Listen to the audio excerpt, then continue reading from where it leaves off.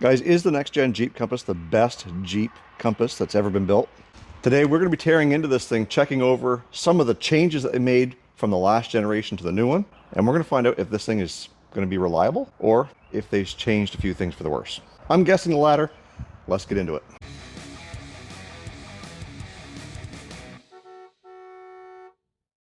Now this 2018 Jeep Compass is all new.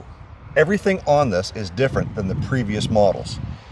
New headlights, new grille, new wheels and tires, new interior. Same engine, but the transmission is different. It's no longer a CVT with shift points. It's an actual 9-speed torque converter shifted type transmission. Made by ZF, which should be good. The styling is the biggest thing that has changed, although yes, you can still recognize it as a Compass. The headlights, the fog lights, the turn signals, the grille, synonymous with Jeep, but it's modernized. And quite like the Chrysler 200s did in 2016, they kind of jumped into the new era of Fiat Chrysler. Were they great? Meh, but they were modern. As we move around back, we've got taillights, which are more Grand Cherokee-esque.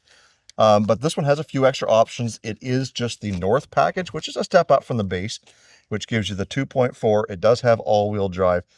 This one's got a few extras like power liftgate, backup camera, heated seats and steering wheel, a few things like that. We'll get to that when we get into the interior. But one of the things that this platform, starting with the Calibers, the Patriots, and the Compasses, they all had the same #1 problem as far as I'm concerned. And that was the rear suspension.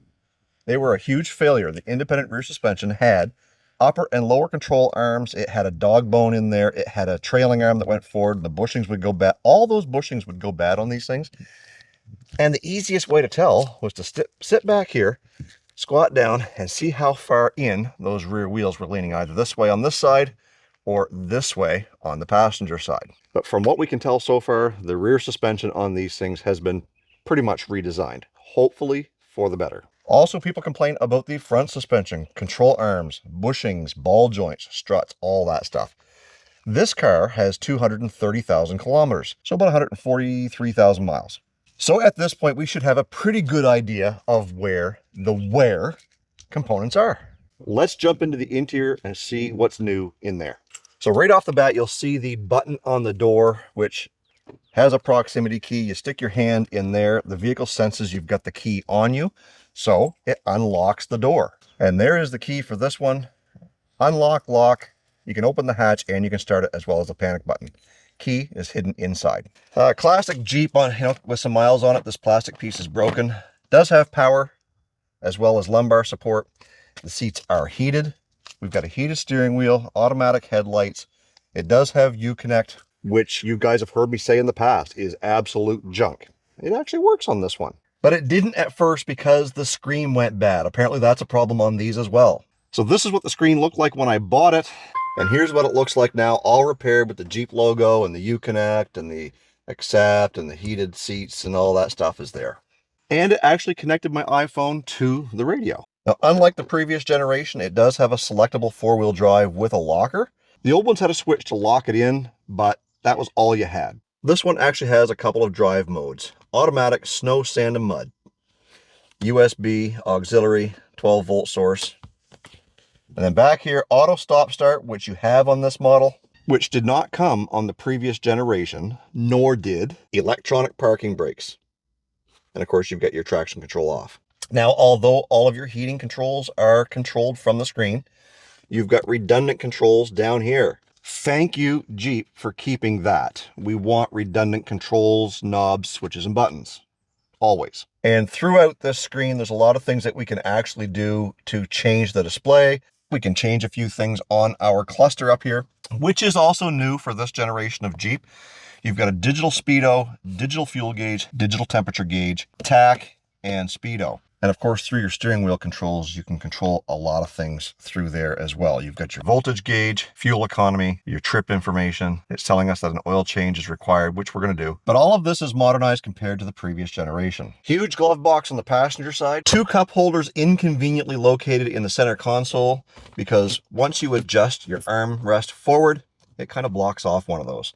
But yes, you do have an armrest. You can open our back power hatch here, And we've got an auto dimming rear view mirror, as well as dual automatic windows for the driver and passenger.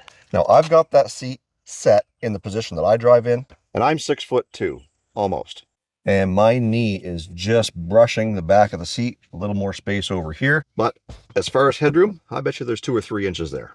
And in the back, we got the fold down armrest, which is nice with the cup holders. A couple of power outlets back here, as well as vents for the rear seat passengers. Power liftgate, as I mentioned before, don't mind the paint peeling off. Decent amount of room in here, and no spare tire, just a tire inflation kit. Now, let's go under the hood. Damned old prop rods. Can we please get rid of these things and go with pistons? I'll pay the extra 20 bucks. Now, not much has changed under here. We do have the 2.4 multi-air. It's got a new cover on it. Again, not much has changed from the previous generation of Jeep. One thing it does have, though, is because it's a newer vehicle, it's got this new R1234YF, which is expensive as all get out. So just hope that your AC never fails. It currently works in this one. Like I said before, it is mated to a 9-speed automatic transmission, which has plenty of power, smooth shifts. You hardly even feel it shifting. Now, I'm not sure if you guys can see that, but it is down about a quart on oil, which is typical for these things between oil changes. That's why I say don't follow the manufacturer's recommendations for oil changes, because they want you to go something like 12 or 16,000 kilometers. Like, that's way too far. Changing it more often might cost you a few bucks up front, but over the lifetime of the vehicle, it's going to save you an engine. So this thing is in for an oil change. We're also going to be checking the brakes all the way around, because we do have some noises back here. So unfortunately, we're probably going to have to be messing around with the electronic parking brake. But from what I understand, Jeep makes it easy to work on them. Let's get inside and see how easy it is. So while we're waiting for the oil to drain out of this thing to do an oil change, we're going to start with the left front wheel here, because, well, I feel a little bit of something in there, and I can't tell if it's a tie rod or if it's the actual wheel bearing itself. So let's get this wheel off here. While I'm doing that, if you guys want to check out my merch store for some of these great hats, Olde Carr Guy t-shirts, hoodies, koozies, I mean, there's lots of stuff there. It helps support the channel so that we can go and do projects. Maybe not specifically this one, but like the manual swap Crown Vic, the LS swap on the Suburban, the Chrysler Cordoba, and all the other Panther platform stuff that we have. And when you guys make a purchase, that puts a little bit of money back into these projects and into the channel, so I can bring you guys some great content. So it's the first link in the description box down below. If you haven't done it already, like this video, make sure you're subscribed for more great content. Let's get this wheel off. Fits that one, fits that one, fits that one, fits that one. What's going on here? Oh yeah.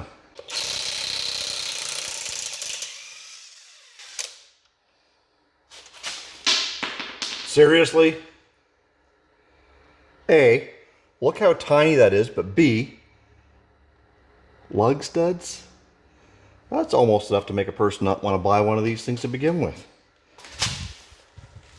European junk. Did I say that out loud? Yeah, we know what's happening there, don't we? Yeah. Damn it. What are we going to do? So when all else fails, just hammer it on further.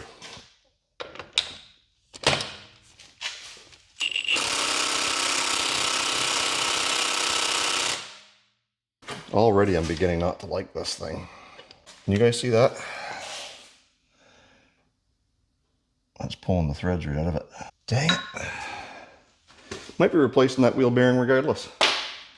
Somebody's been here before. That one does not want to thread in. Into that hole anyway.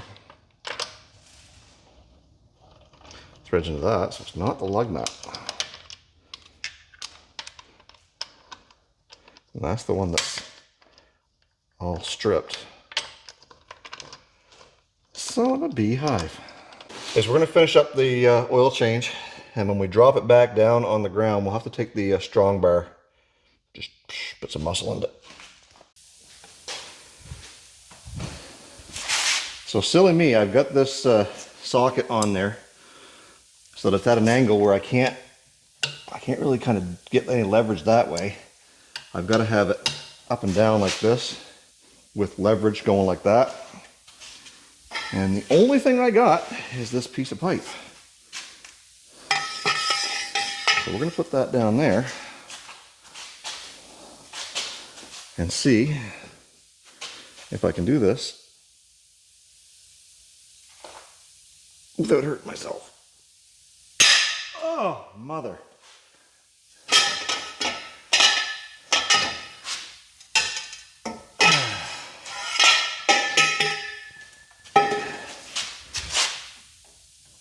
So I wonder what actually happened there. Did I turn anything?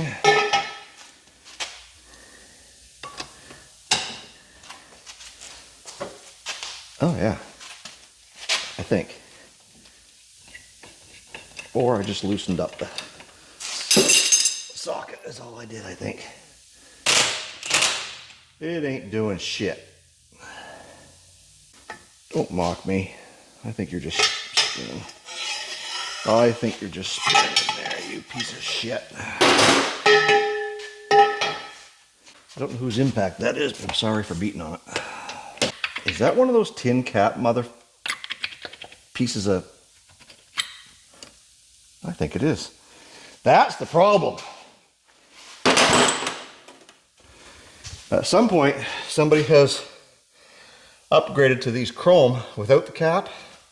That's why it's a different size than these ones. That cap is still on there. That tin friggin' cap.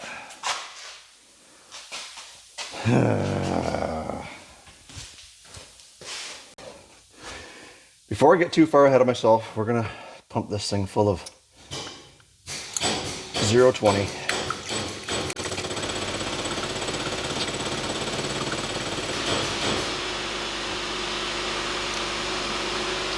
I didn't look up how much this thing takes. I'm guessing probably still 4.5. Yeah, that's at right at the bottom of the hash. So we will add the extra half. Give it a second or two.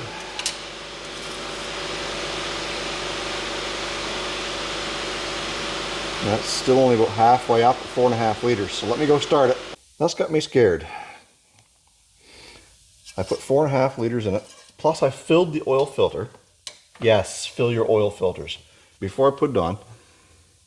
And it's still at 4.5 on the gauge, but reading a quart low. Let me go look that up for sure. Yeah, Google says 5.5.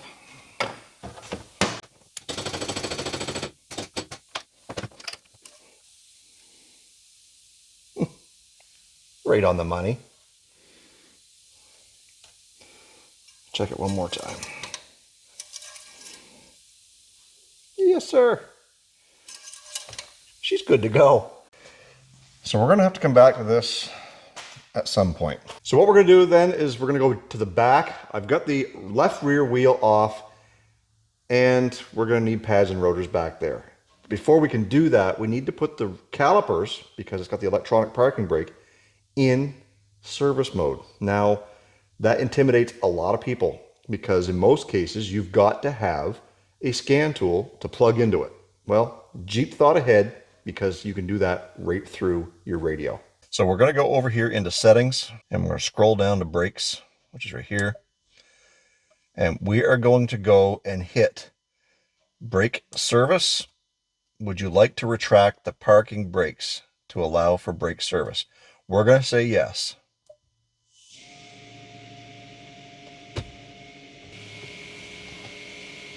Can you hear that retraction happening back there?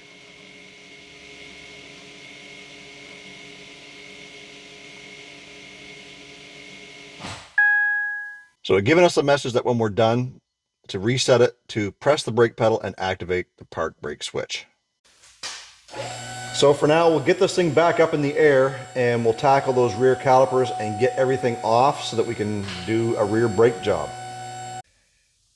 So in case you're wondering what all that mumbo jumbo was about electronic parking brake, this right here is your parking brake motor. It's connected to the vehicle. When you pull the switch, it will send the motor into compress, which clamps your pads onto the rotor. Therefore, nothing can spin. All I did was I put it into service mode, which retracts that motor all the way, so that when you go to put the new pads on here, they're going to take up a lot more space and you'll have to have those pushed back. While we're in here, let's take a look at the rear suspension and see if it's really much different than, well, than those things. That's a Patriot, but it's basically a Compass. And keep in mind that this particular vehicle has 230,000 kilometers on it, which means it's probably not made it this far without having some of those things done. Case in point, shiny, shiny, shiny.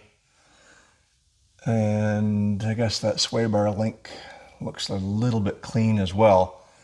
So these rear control arms and that rear trailing arm on this side has been replaced at some point in time. Over here, same thing. This looks new, this looks new, this looks new. And no leaks out of the differential.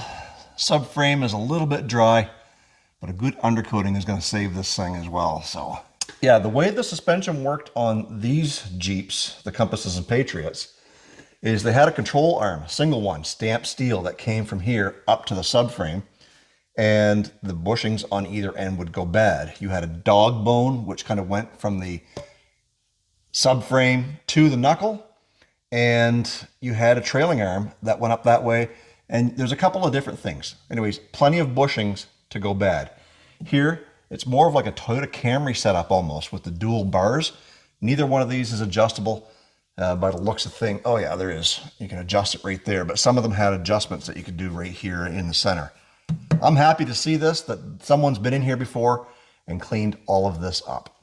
So as far as this being better than the other one, I can't say for sure. What I do know is that it does drive much better and ride much better than those guys. So we've determined that the rear suspension looks like it's been upgraded. And we know that it has to some degree because it does ride better, but at 230,000, there's no shame in it having to be replaced, by the looks of things, fairly recently. So far, I can't say anything about up here. I can't get the damn wheel off. But like I said, I think that's one of those tin caps in there that's giving us some trouble. So we get that off, we get a proper socket on it, should spin right out. I'm going to do the rear brakes, and I'll be back with you when we tackle this front wheel. So I had to take a break and went over to the house here and grabbed my lunch. While I was sitting there waiting for my lunch to cook, I sent this picture off to my buddy Ryan, and he gave me an idea on how to fix this situation. So let's get inside and I'll show you what we're going to do. So what he said was take a hole saw. Use this to cut the tin off on at the shoulder and just let it grind away. The tin cap comes off, exposing the hex nut underneath. Use the appropriate size socket. Pretty smart feller. So basically all you're doing is taking this and running it down over that so that you can get to the shoulder. On the cheaper ones, like this one here, and then as you're kind of going in, you're going to cut that tin shoulder off, tin cap comes off, right? Let's carry on with this one here. I think we're almost through it. Why are you not just sliding off there? Now it's loose. It's close, I think. We're going to try the 1 1/8 just because it's got more teeth on it.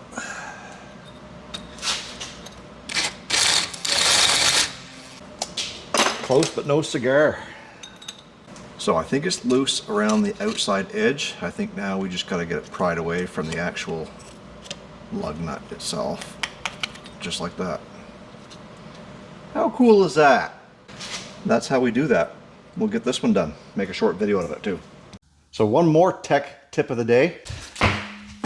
Set your expectations very, very low when going into a seemingly